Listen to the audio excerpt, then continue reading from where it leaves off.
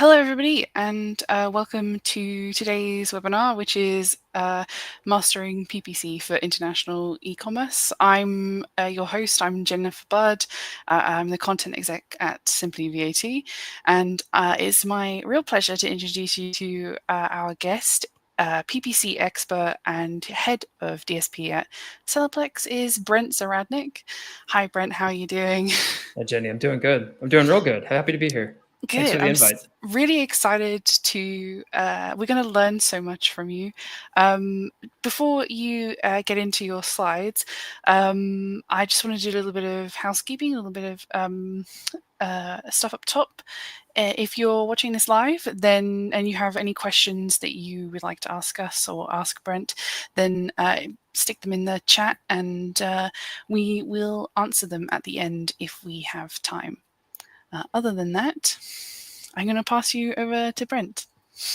Okay, cool. Right into it. Let's go. We do have a lot to cover. I'm going to move pretty quickly at times, and I do hope for some questions at the end. Try to ask something that I don't know. There's a good chance I don't know everything, so it'd be cool to get one that stumps me. Yeah, so happy to be here, and thanks SimplyVAT for making me the guinea pig in the experiment here. Glad to talk about advertising always and international stuff. So yeah, topic for today, PPC for international markets, international commerce, and a bit about myself, why I kind of feel like I can speak with some authority on this. I've worked with PPC in general since 2012. I started doing Google ads, and then a couple of years into that, actually switched to Amazon in 2015 when I found out that there were tons of people selling on something called FBA. I had a friend at the time who was selling on the platform and helped him set up some ads, and it's kind of been a 10-year Amazon ad story ever since then. I had an agency I founded that same year, and I sold that to my business partner, Nate, in late last year, early this year. Agency was called Pathfinder. I now work at a company called Cellarplex, as you can see here and from the slides. And I've taken on a role there focused specifically on Amazon DSP. We're not going to talk about DSP at all today, but rest assured, I have 10 years of experience talking about sponsored ads, and that's the kind of stuff I'm drawing on for this. We were 25 or so people when I sold the company, and a lot of those people now work at Cellarplex. And I personally live in France. And so the team is largely European, and we work with many European-based clients and many companies alternatively that are in North America or other places that are selling into Europe. So we just have a lot of experience with Europe in general. And I know the folks at SimplyVAT from going to many European conferences over the years. So that's how we have the connection too. And I guess one other thing about me is I'm really into cycling. So you'll see that sprinkled throughout the presentation. And it's the one thing that a lot of people in the industry know about me, besides I'm just like some ads guy. So we're talking about international expansion. And for the purposes of this discussion, we're very focused on the EU, right? We're really focused on the EU5 and then some other tertiary markets like Sweden and Ireland is up, just recently. Netherlands has come online, et cetera.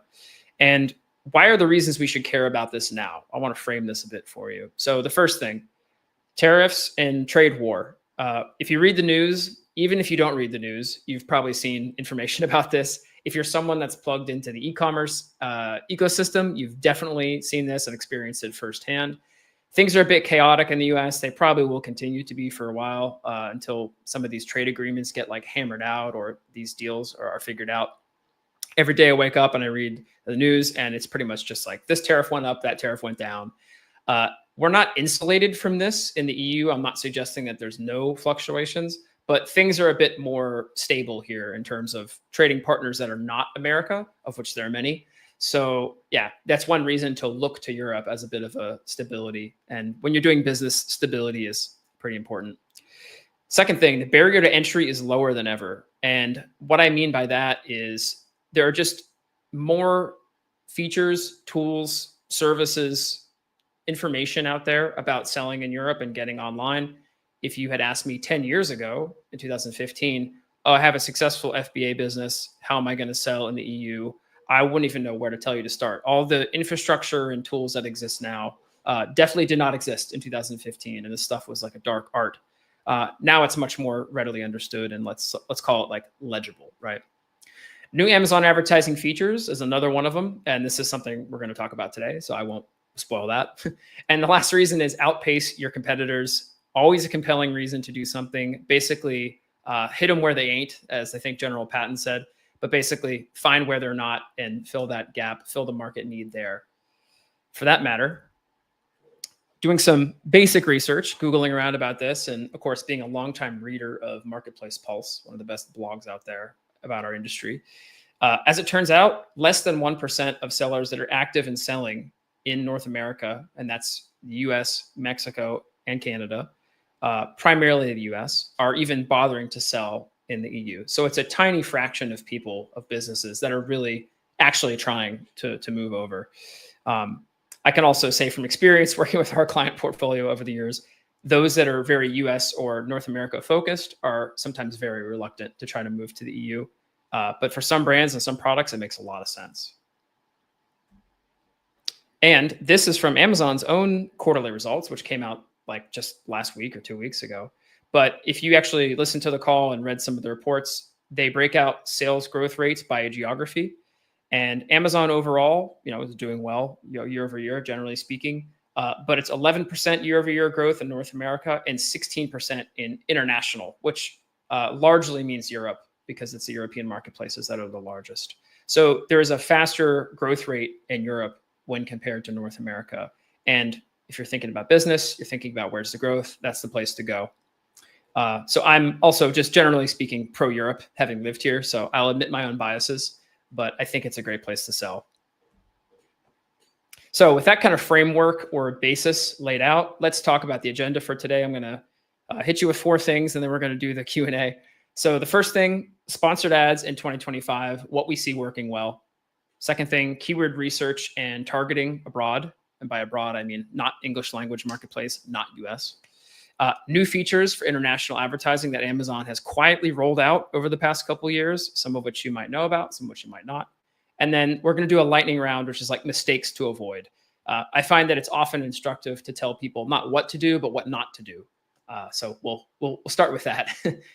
Then we'll do the Q&A. So sponsored ads in 2025.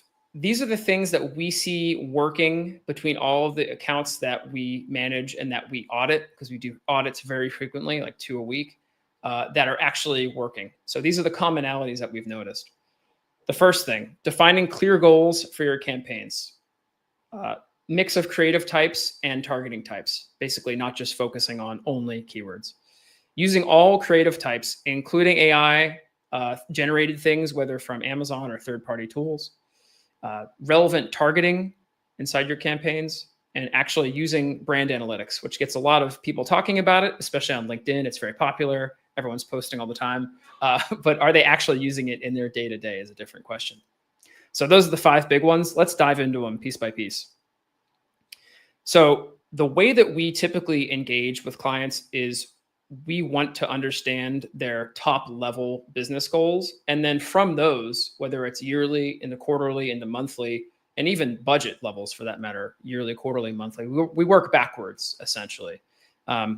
Just setting up a campaign and saying like, yeah, this campaign, its objective is earn sales at a good ACoS, like snore. That's very boring. That used to work on Amazon. It was great. Not so much anymore. Now, what we really encourage clients to think about, and the way that we work as an agency, is we tell them, all right, we're going to set up these campaigns because you stated you would like to grow by this much, or you've launched a new product and this is the kind of exposure you would like to get on that product. What can we do on the advertising end, and working backwards, thinking about the end in mind? How can we accomplish that with these campaigns?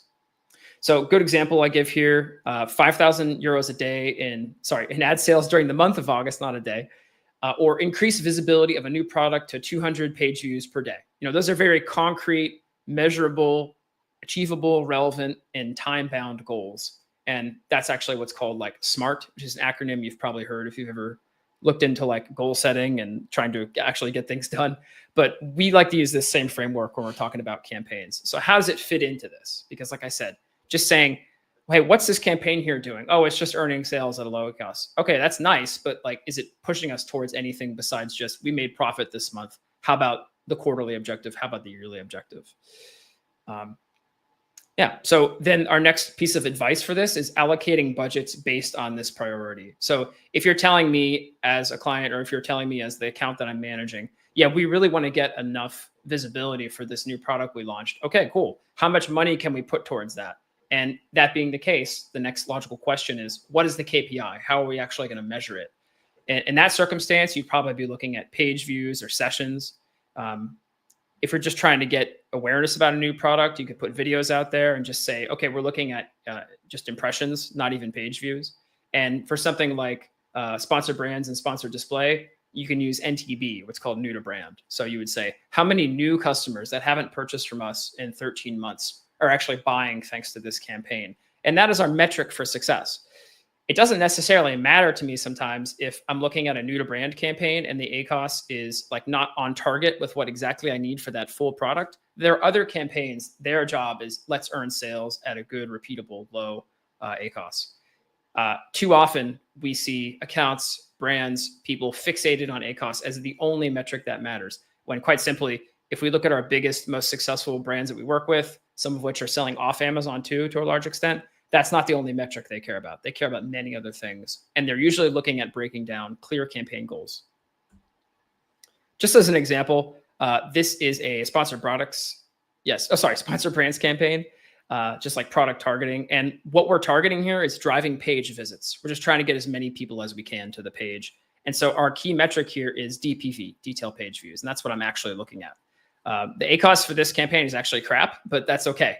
We're just trying to get people to come. We are getting some sales, but we're trying to get them to view. There are other campaigns in this same account that are more concerned with ACOS.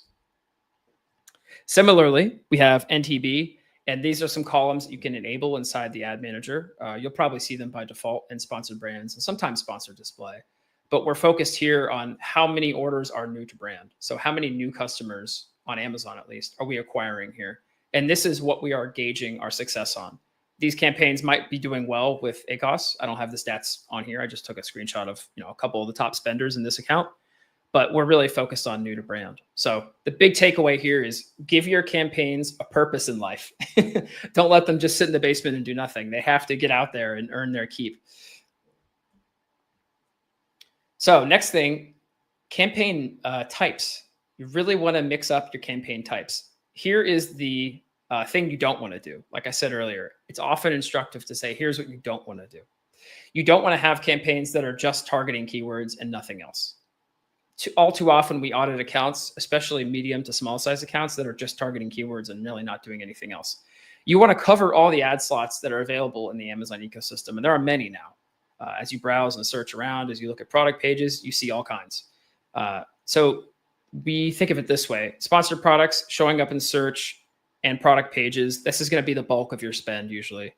Sponsored brands for displaying, premium creative, high quality videos, high quality lifestyle images. Amazon has so many facilities for this now, which we will talk about. Cross-selling multiple products in your catalog, and then even linking to the brand store. All of those things can be accomplished with sponsored brands. We love sponsored brands, and we use it heavily in the accounts we manage. And it also does a really good job of occupying the top slot on mobile and desktop. And then sponsored display, this one doesn't get as much spend, but you can do retargeting, you can do ASIN targeting, you can do category targeting.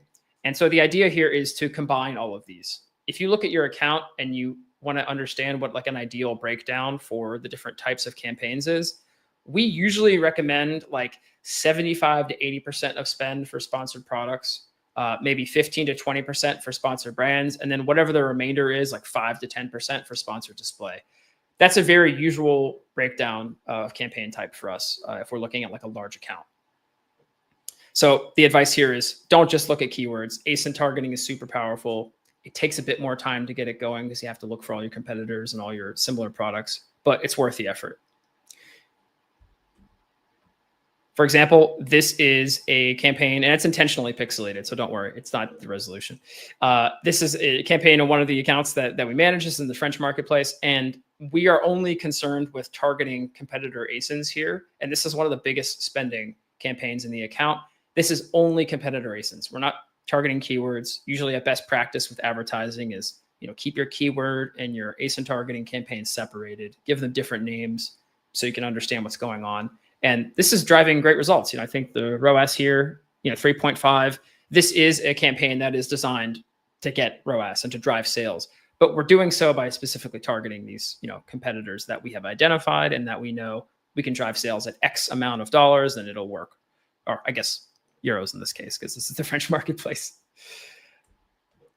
Next thing here, this is a screenshot from sponsored display. So this is like a setting you dig into when you set up a sponsored display campaign, but this is called a refinement. So you can say, we want to target people in this category, but it's actually better to say, how about we target these 3 brands and between this star review range and price range. And that allows you to get very specific with what you're doing without having to actually go in and like add every single ASIN, which, like I mentioned, can be very time intensive. So when we use sponsored display, we use this feature heavily in order to refine the targeting down to be a few very narrow things. In some cases, we'll even set a campaign that's sponsored display and we're just targeting one competitor brand. It's like, okay, we know that these guys are our biggest competitor, our enemy in the marketplace for these 10 keywords that drive a lot of sales. Let's build sponsored display to target them specifically. And then we can use creative to actually make it look good. And this, I always use matcha tea as an example because it is such a competitive space on Amazon. If this is your product, good job, because this video looks like $1 million. It's like really, really nice. It has good subtitles. The imagery is crisp. It looks refreshing. I mean, I could drink that right now. I love matcha tea.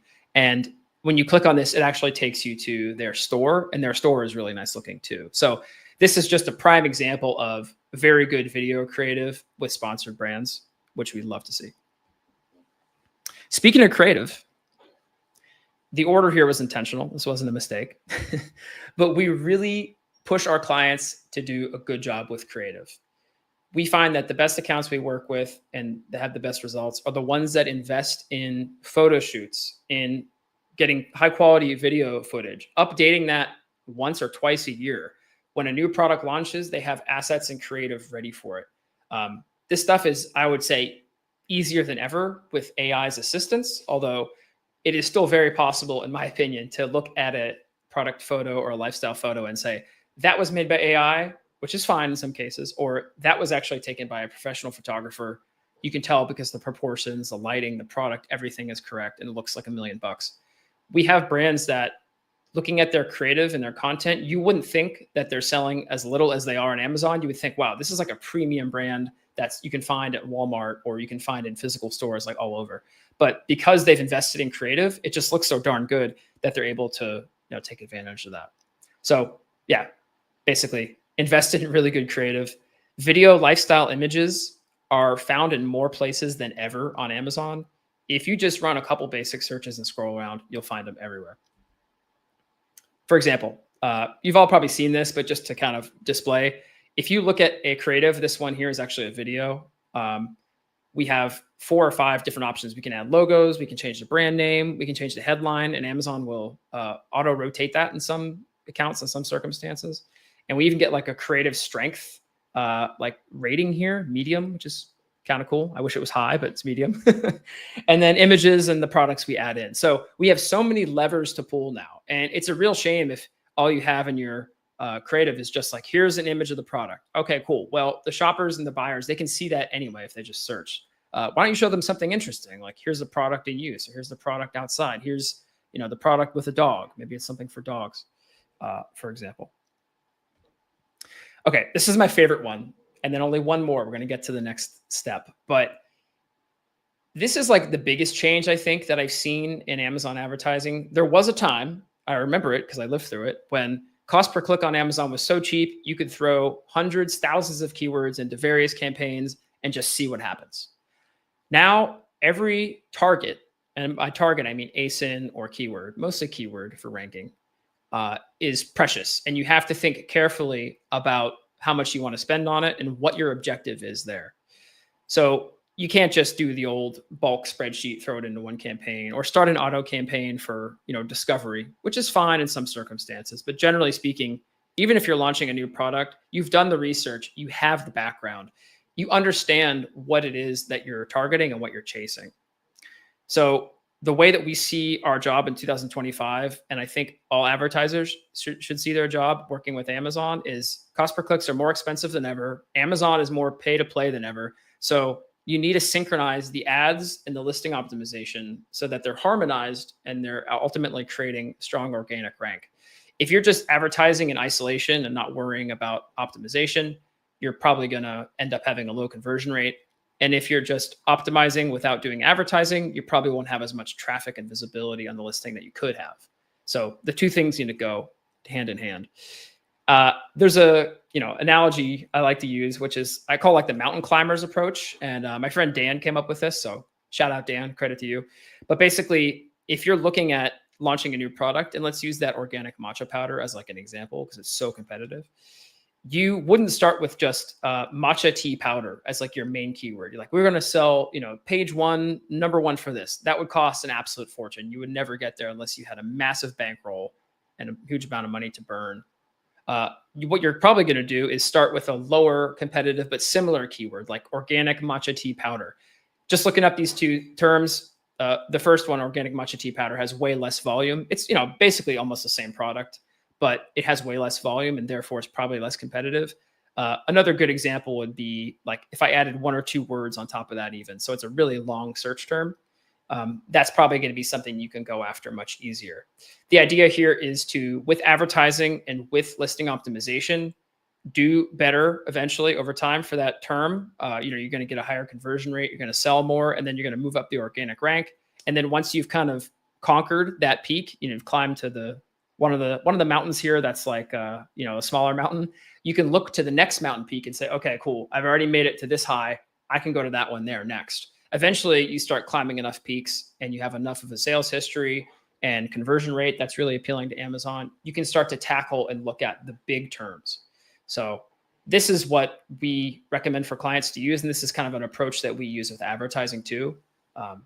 So yeah, think about climbing mountains, refreshing, outdoor perspective when you're sitting in front of your computer looking at advertising campaigns. But it is definitely easier to gain traction and get repeatable sales and win organically on terms that are less competitive instead of just trying to say, we're going to shoot to the top on the number one most competitive term.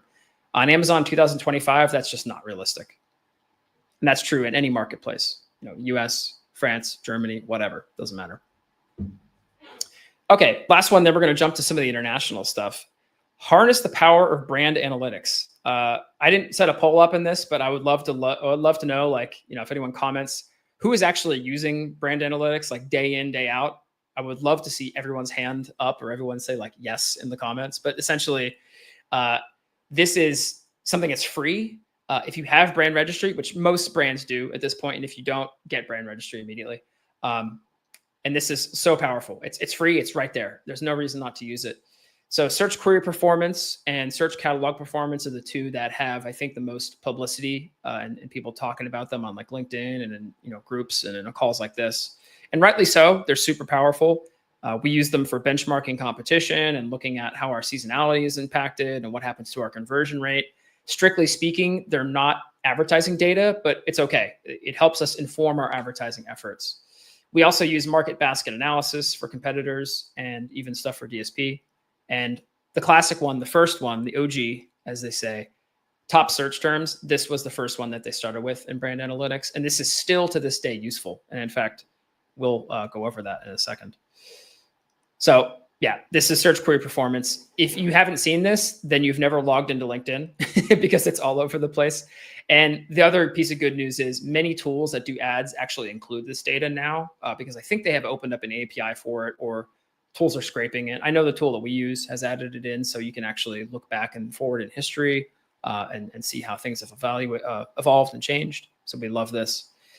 Whole presentation could be done on this, but just understand that this is something you should look into if you're not currently using it, and highly recommend you jump on it.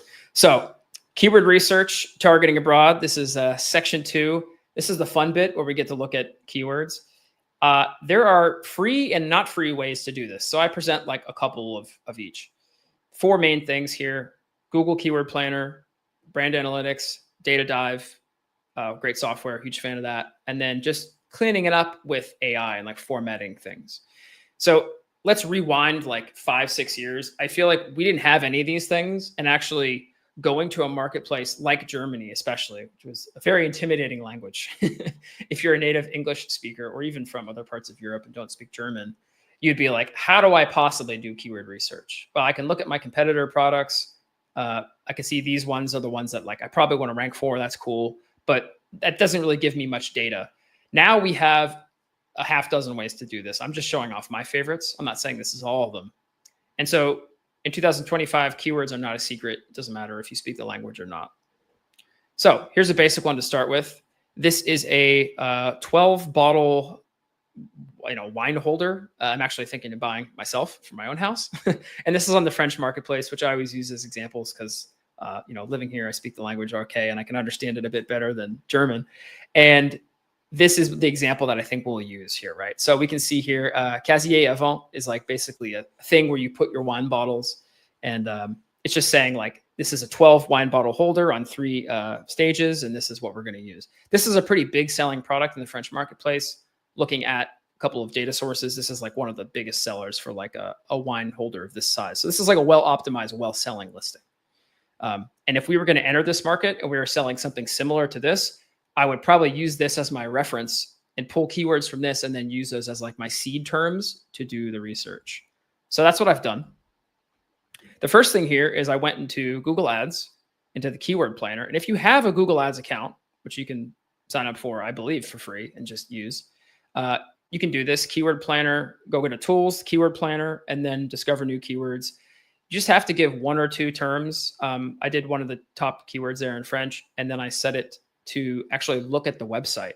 So this is pretty cool. You basically give Google, this is like the landing page. And then since Google is indexing, the entire internet, it will go and look at that page and say, okay, cool. Thanks for the keyword. Here's the page. Now using those 2 pieces of information, I can pull out a bunch of keywords that are useful for you.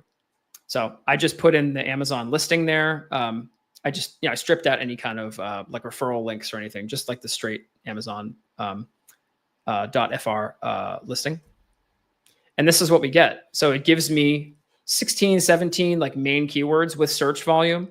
I had to set the language to, the location to France, although I did leave the language in English. I found that when I switched it to French, it didn't really change much, honestly, because I think it understands that it's just a French language listing. So 16 keyword ideas available. I can download this. I can go and examine the monthly searches and the monthly volume. And that gives me like a good basis, right? So this is totally free. You can just do this, get this information, download it. These search volumes, of course, they're not for Amazon, they're for Google, but they give you sort of an indicator of like what's important, right? The next one here is something we've already talked about, actually. So this is top search terms inside of brand analytics. In making this presentation, I'm assuming that you as an Amazon business owner, seller, someone involved at a company have access to brand analytics. So this is free. All you have to do is on the right side, I've kind of outlined it there in red, just set it to France, because you can do that from a European account. You can just say like, yeah, let's look in France. Actually, I think you can do it from a US account too, because US is in the dropdown.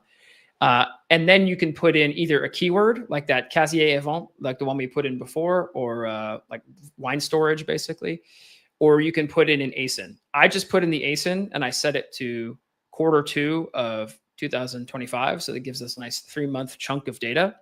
And then I'm able to see what are the terms that this ASIN has ranked for in the top 3. And you can see here, it's ranking for some pretty big terms. The first one there's like wine bottle organizer. Yeah, bottle organizer. Yeah, the third one is also organizer for wine bottles. So you get the idea. And this is, yet again, something I can just download, and I can get an indication by the search frequency rank, the SFR, of how often these terms are searched. I would download this. I would add it to my same spreadsheet that I have the Google information in, and continue on my way to the next tool to get more information. So we're just gathering from various data sources, and we're getting everything we need to build a really good listing and to do really high quality advertising. So Data Dive, if you're in the Amazon space, you probably know this tool. Shout out to Brandon and Anthony, 2 good friends of mine, but this is also just a great tool we use all the time.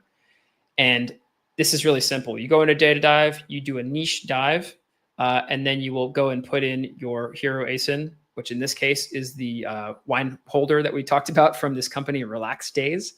And that will automatically detect, okay, it's a French marketplace. You can choose how many competitors you want. And it doesn't take very long. It's surprisingly fast. But we get this. And I acknowledge this is a little bit hard to see because I think the slide is crammed with information. But this gives us a lot of information. And this is why sometimes paying for tools is really great. Shortcuts things for you. So the first thing here is we have 30 keywords that are showing up for this product, but also its top competitors, which are determined by the dive parameters that you set in Data Dive. You also get the indicator of difficulty. So like those that are red are like very strong competitors. This is our product here, but very strong competitors, and we can see where they're ranking. Like this one here is number 1 for organizer for wine bottles. And then we get, of course, search volume data, which I believe in this tool is pulled from Jungle Scout data. I think they have an agreement with them. So, it's one of the big data brokers and companies that does a lot of good work in the space. I think it's probably directionally correct and useful, if not exact. So that still helps us get an idea of what's out there. So I would export this as well. When you do export from this tool, it gives you a set of competitors and a set of keywords as like 2 separate files, and you can manipulate those how you wish. And you can do a lot more information and digging around with the average price and how age it's been on the market, what kind of estimated revenue they have. There's a lot of great features in here. But my point is, like, this works the same as it does in French or German than it does in American English. So yeah, there's no impediment for us using it. And this is one of the things we use all the time. Last thing, I'll take some of this information and I'll actually toss it in AI. I'm a big fan of Perplexity AI. I use that a lot, which is what this is here. And I basically told it 2 things.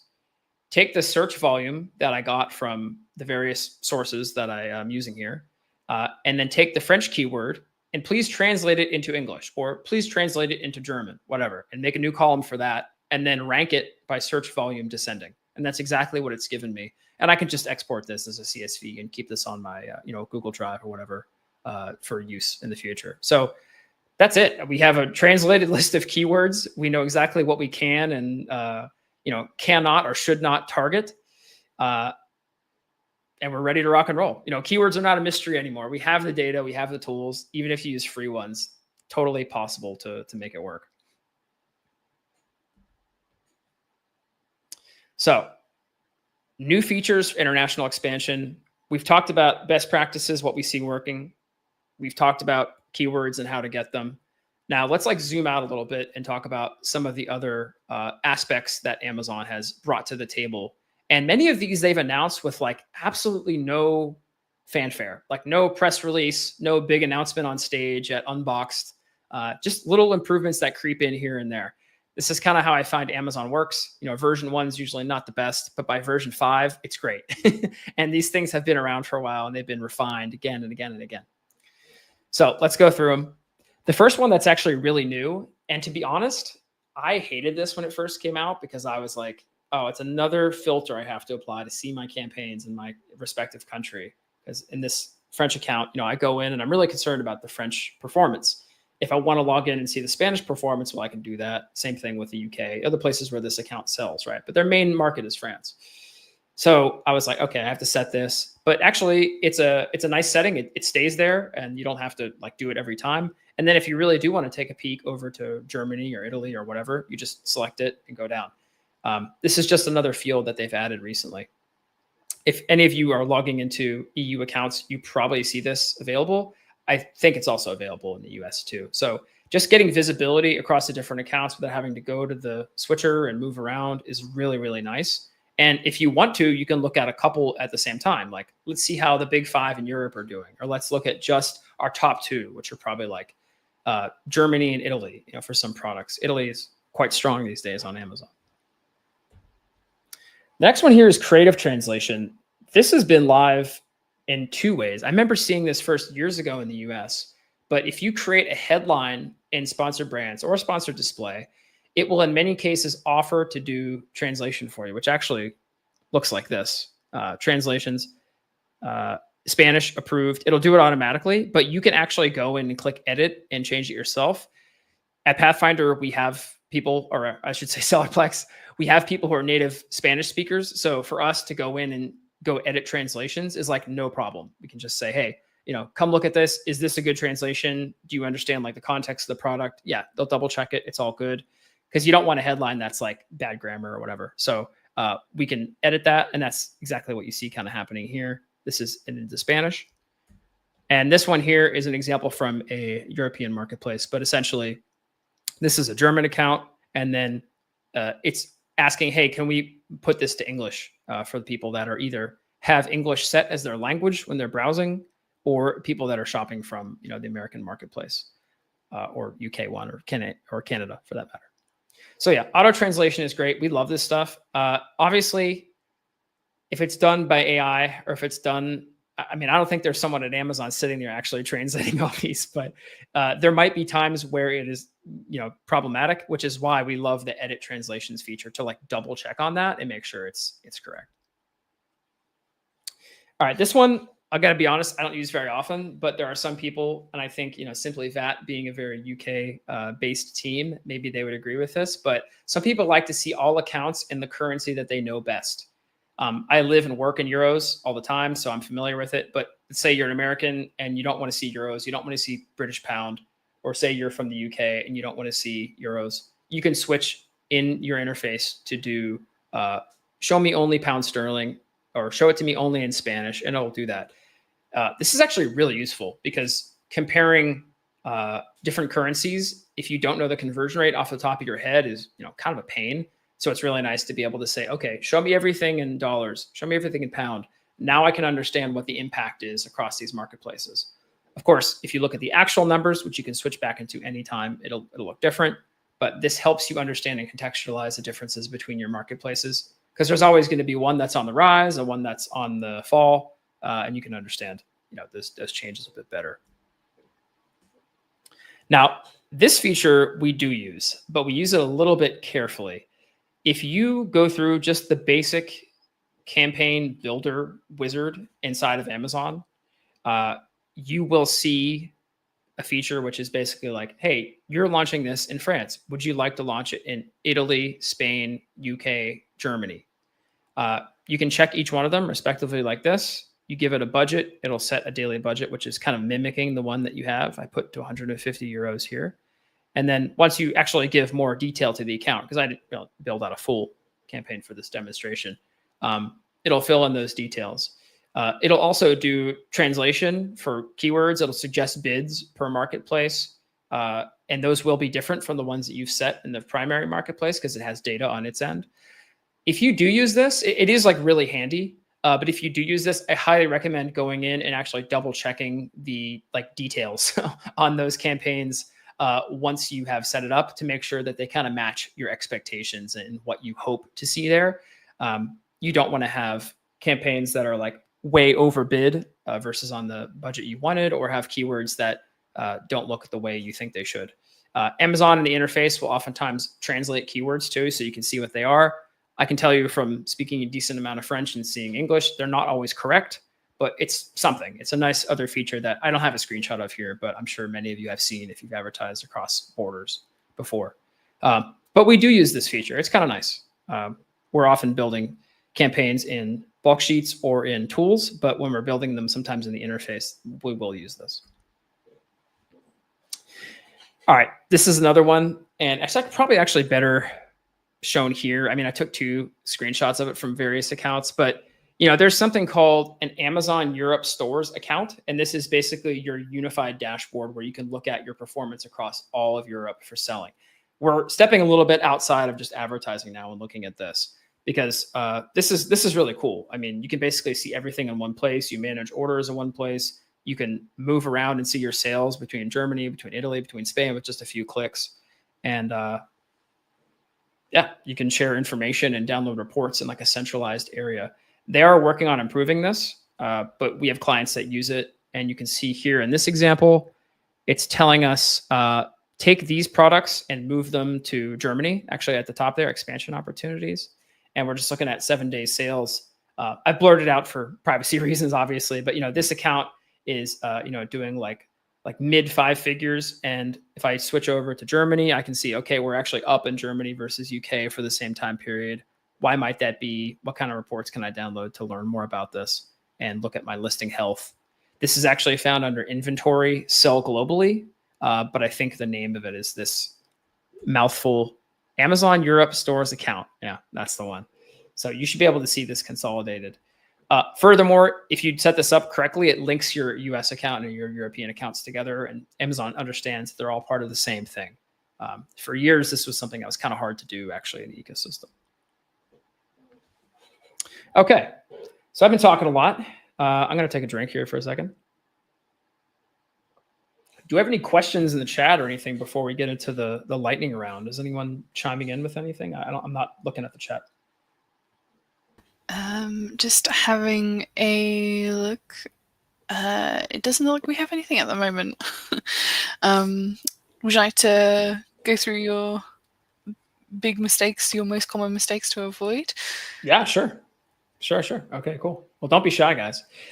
Yeah, so lightning round. This is, like I said earlier, things to avoid, right? I often think about instructing people instead of saying, this is what you should do, this is what you shouldn't do. So avoid doing these things. And these are the same 4 things that we've seen time and time again over the years, repeatedly. And once you start to pick out these trends as someone that works at an agency, you know, it gets stuck in your mind. So the first thing is treating Europe as a single market. Despite what Americans may think, Europe is not a country. It is a collection of countries. There are a couple dozen of them, and each of them has big differences. For example, one of my favorite ones is in Germany, wooden toys for kids are like really big sellers. They love wooden toys for kids for whatever reason. I don't know what factors in Germany contribute to that, but it's a big thing. Maybe it's like an anti-plastic thing. Maybe it's just a cultural tradition. And in France, obviously, a lot of people here are drinking wine. So there's a whole industry devoted to wine accessories, wine storage, like we saw earlier, wine fridges, everything. That might not be the case in the UK, where people maybe are more into beer, putting it out there. So do your market research and understand the differences between the different countries, because that is what's going to ultimately allow you to have like a better resonance in the market. And when you're writing the copy for the listings and you're advertising, always be thinking about this. There are certain things that appeal to a German sensibility that might not appeal to an Italian one. And you need to understand how your market fits into the competitive environment there.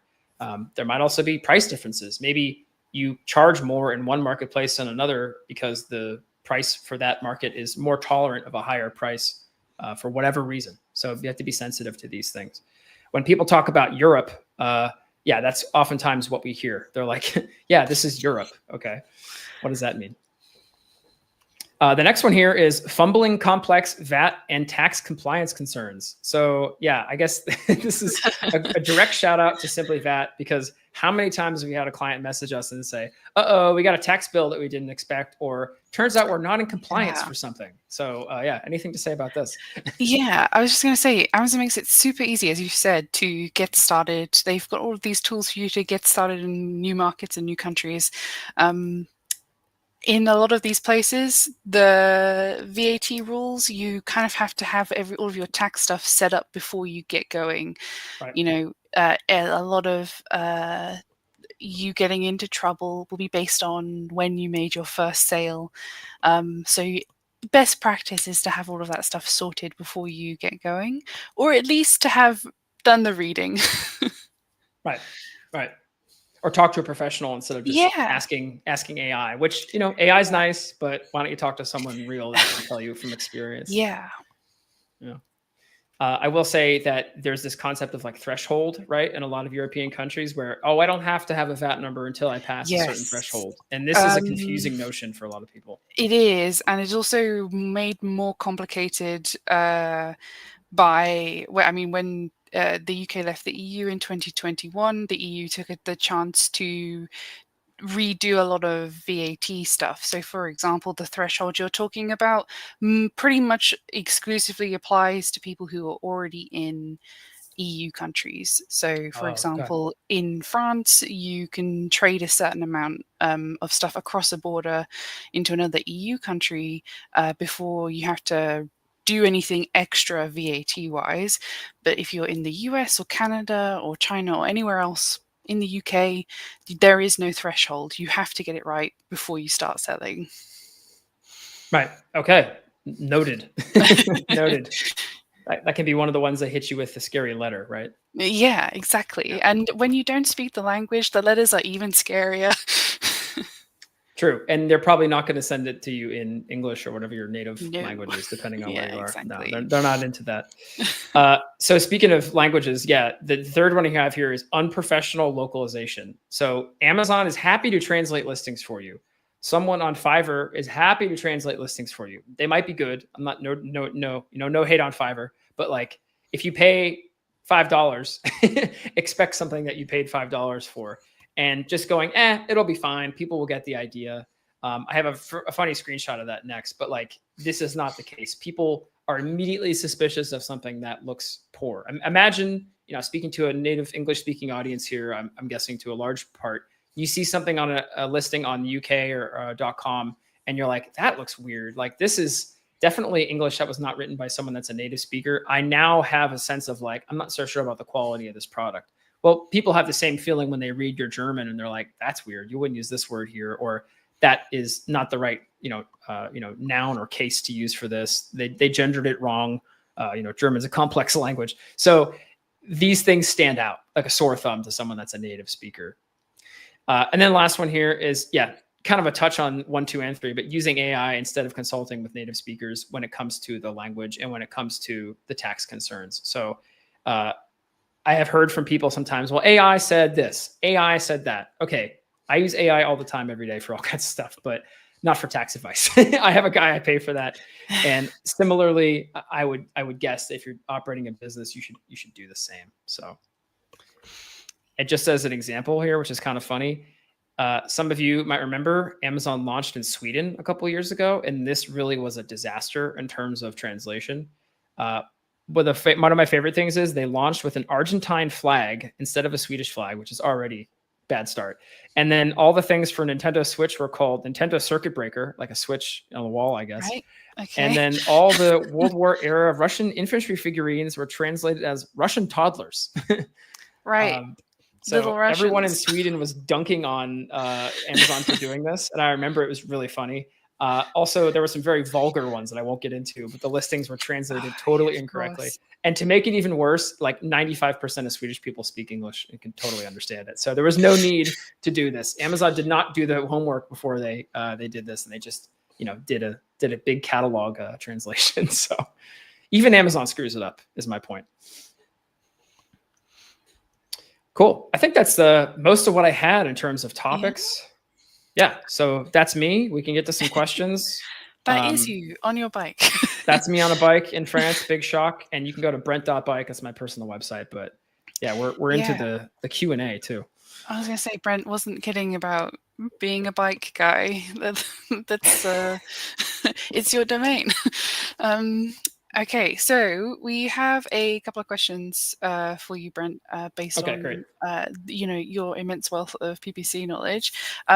Before we get into that, I actually just wanted to say that it's really pleasing to me as the content person to hear you saying invest in creative, because I obviously think that that's super important to have really good, nice, high quality, good production content in your ads. Make it look polished. Put your best foot forward. It's like, think about someone's initial impression of your brand. Do you want it to be like a low quality image or bad lighting or something? No, you want it to be like something really nice. A lot of what you have covered here kind of touches on this thing that we come up with against a lot in taxes, that you're kind of trying to build trust with your audience, right? With your potential purchaser. So the good translations, good creative, all of that stuff. It's about building enough trust to get somebody to convert into being a customer. So yeah, super important. Let's get into questions. You have helped brands scale internationally on Amazon for almost a decade. Do you know if the challenges change when people are selling on their own website? Yeah. So one thing I think is far more complicated that I've seen run up as a problem is logistics. So Amazon, because it is essentially a logistics company with just happens to have a website attached to it. they handle so much for logistics that people do not anticipate and expect, oh, I'm going to have warehouses in all these places. And wait, how does it work with tax when I move cross border from this to this? Mm-hmm. In fact, one thing that we actually didn't really touch on, but I have in my slides here, was this slide here, the last one, Pan EU versus EFN versus MCI. So Pan EU is where I believe, I'm not a total expert on this, but it's like, yeah, we're going to send your products across border and then you're going to pay more. It's a bit more complicated in VAT. EFN is let's have warehouses in each individual place and like go country by country. And MCI, I forget what it stands for. It's like kind of in between those two. So you as a business have to closely examine the benefits and like downsides of each of these. I've seen companies do it both ways. You know, Pan EU is much faster. It scales quicker. EFN is much more intentional and slow. So those are all logistics questions, essentially, is what those are. And when you are going your own, let's call it, those are things you have to worry about. Also, just getting traffic, because Amazon is, you know, a logistics company and a traffic source, essentially. When you are selling on Amazon, part of what you're paying for is just the massive amount of eyeballs that are on all the Amazon marketplaces every day, all the time, you know, and they've invested 20 years of advertising and brand equity in that. So you're basically benefiting off of their work. So those are the two struggles for sure. Visibility. We often hear this with English language marketplace too. It's like, I started a website, but no one came to my website. It's like, well, now you got to learn SEO. You didn't have to do that before. Yeah, you have to lure the audience to you. It's not built into the platform that you're selling on. Yeah. We've talked quite a bit about localization and whether it's product listings on Amazon or landing pages on your Shopify store. How deep do you feel like sellers should go into adapting their content for each market? Yeah, I think this is a bit of a tough one because I think at first it is okay to have a translation done, you know, professionally, but to something that's like a one-to-one for your listing elsewhere. And then as you go and learn and try to get feedback from actual customers and learn what the market says, you can start to adapt it. So I guess the important lesson is it's not just a one and done operation. That is an evolving, living thing. This is true of listings in English too, but I would say equally so in foreign languages. You will start to find out like, oh, it turns out people of this kind of age group, persuasion, interest are interested in our products. How do we tailor our messaging more towards them? But you won't know until you gather some data and actually launch it as like a very, you know, put your best foot forward, of course. You want the listing to be really legible to anyone, understandable, but maybe don't go for like a small subsegment first. Maybe you find in time that, oh, okay, our customers are, you know, German men aged 25 to 35 who have a specific kind of like hobby they like to pursue that's like electronics or something like that. Okay, cool. We'll tailor the listing more for that sort of audience and talk to those customers if we can. You know, it's obviously a bit hard on Amazon, get feedback from them about what they like, what they don't like, and then start to, you know, tailor it more towards that direction. That's really interesting. Yeah, I was going to say just really quickly that actually, I think when we ask these kinds of questions, people think, oh, I have to translate. I have to get a professional translation of, like, let's say, my whole website right now.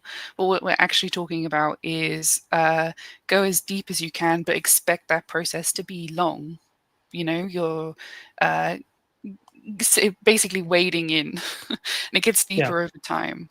Yeah, not jumping in, wading in. That's a good analogy. Yeah, and maybe saying like, hey, let's put on the task manager 3 months from now. Let's reevaluate this and see how sales are going, and let's bring in maybe that same expert or that same person on the team. I mean, you can, like at Pathfinder, we had for years people who are, you know, native speakers of Portuguese, Dutch, Spanish, German, and so, hey, you know, what do you think of this listing? The client wants to know. Okay, they want to examine it.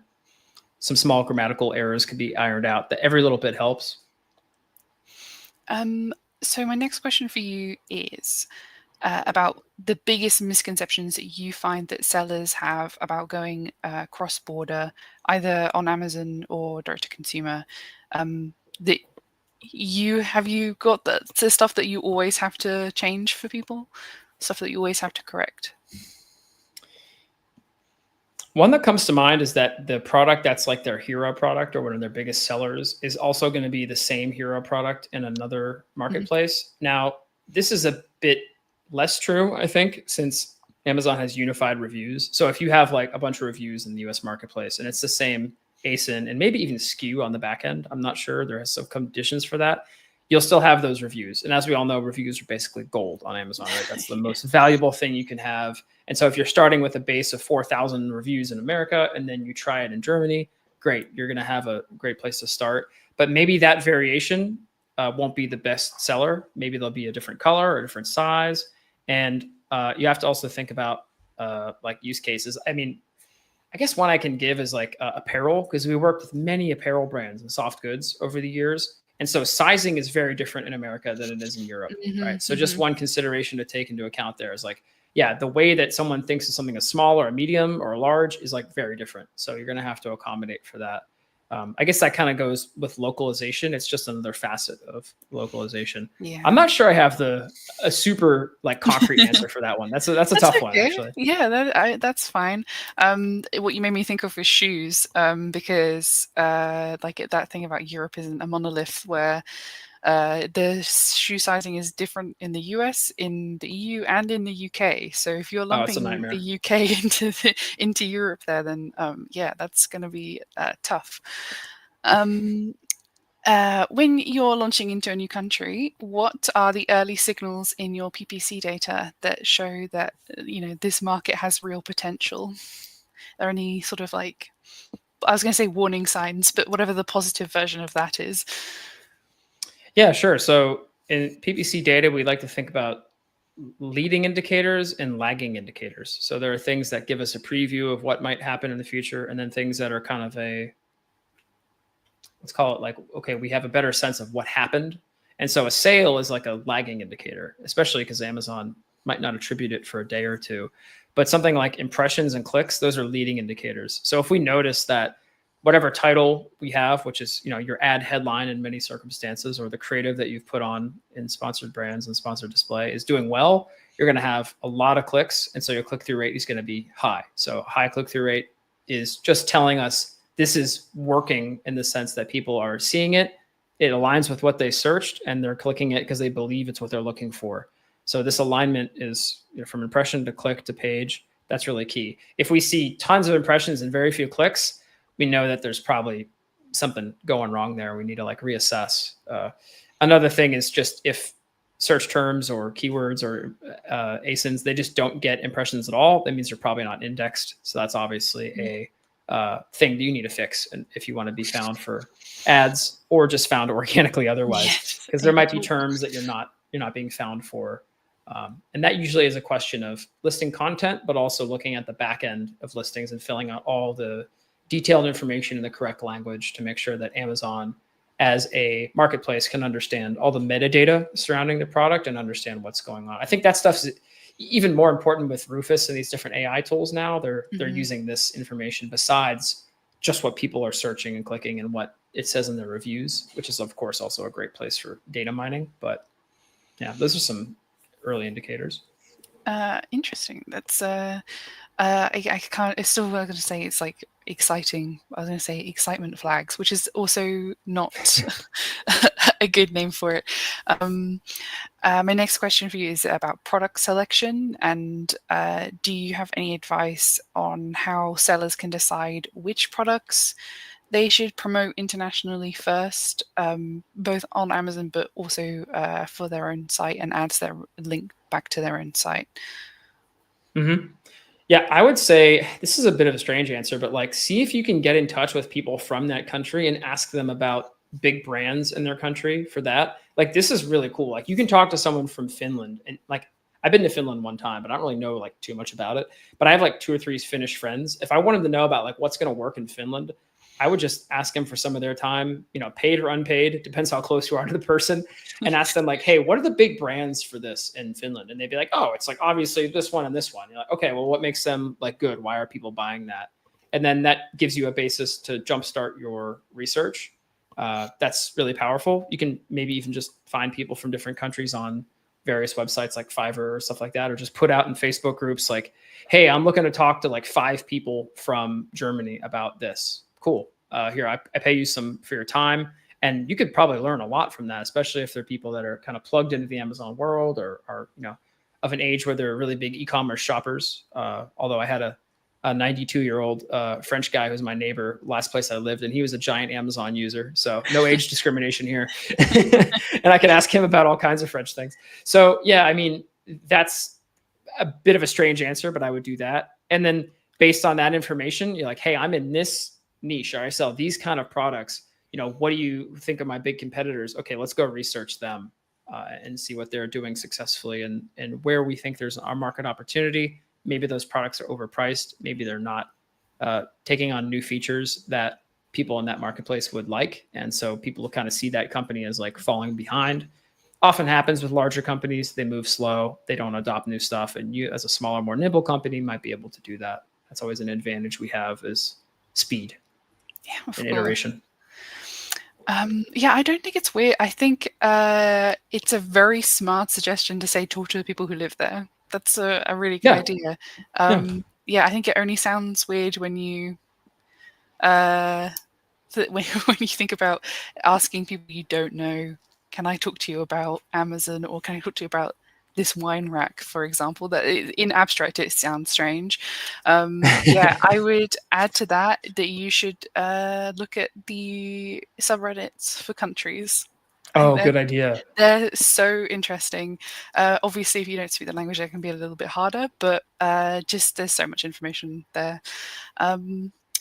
That's smart. Wow. Have thanks very much. We have a comment from the chat from Jean or from Jean. If that is French, I'm terribly sorry. They are asking if there are any automation. If you have any automation advice regarding advertising when you only store a product in one Amazon warehouse for ease of VAT registrations. So, for example, you're only warehoused in Germany. Do you have any advice about their advertising? Yeah. So, I mean, my first piece of advice, it may be really obvious, is focus your advertising in Germany. And then if you are getting sales from other places, you want to understand what scheme you're under. Like we talked about on the slide, I actually went back to the Pan-EU, the EFN, all that. You want to understand what the implications are for you shipping across border. Is that going to incur any additional charges for the end user? And if so, are they factoring that in when they're buying it? Someone might get to the shopping cart and then see like, oh, I have to pay extra because it's coming across border. That's pretty rare. I think that's not happening too much. But I know that buying on Amazon, I have paid in some cases nothing for buying things from Germany. In other cases, I've paid imports and like duties and fees and stuff like that. And it's not clear to me which one's which. So you need to understand where the conversion might break down, because the conversion is a series of events, that goes from impression to click to add to cart, whatever. And if that's going to be sabotaging your ad efforts, well, you're going to have a poor, return on ad spend for that. Then what kind of charges you will incur as the seller based on your inventory and like shipping scheme that you have set up on your end. So that kind of crosses over into really like the VAT and inventory questions, which I am not as much of an expert in, but yeah.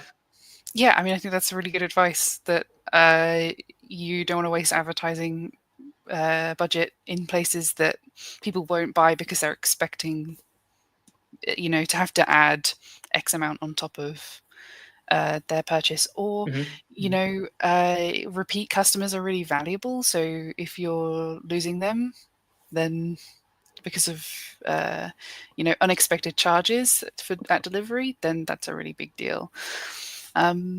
True. I think that is everything that we have. I mean, Brent, you're going to be you're flying back into the States in September to go to Accelerate 2025. So if we've got people. Yeah, I'll be on a trip in the US in later this month, actually. But as part of that trip, I'm going to head over to Accelerate. And that is, that's Amazon's official event that they do in Seattle. I've actually never been. I've heard it's great. And so if there's anyone that is going to go, give me a shout there. We'll meet up. Find me on LinkedIn, whatever. I'm going to try to go to all the parties, after parties, and events, really get the most out of it and Yeah, enjoy. hell yeah. So Have fun. Seattle's a great town. Yeah, it's going to be really cool. I'm excited for it, actually. Very excited. So yeah, come see me in Seattle. I'm not speaking or anything. I'll just be there. So consider me jealous. Speaking of LinkedIn, I think we'll be posting links to you and Cellarplex and SimplyVAT and me, if anybody wants to connect with me, in the chat at some point. all right. But I think that's everything. There will be stuff coming to you if you're watching this as a follow-up, a link to the video in case you want to come back to this, or a couple of resources that SimplyVAT and Cellarplex have gathered together that you might find useful. You can also check out Brent at brent.bike. Yeah, and go on his Instagram, have a look at all his bikes. Otherwise, I think that's it from us. Thank you very much for joining us, and we'll see you in the next one. Thanks. Goodbye. Appreciate it.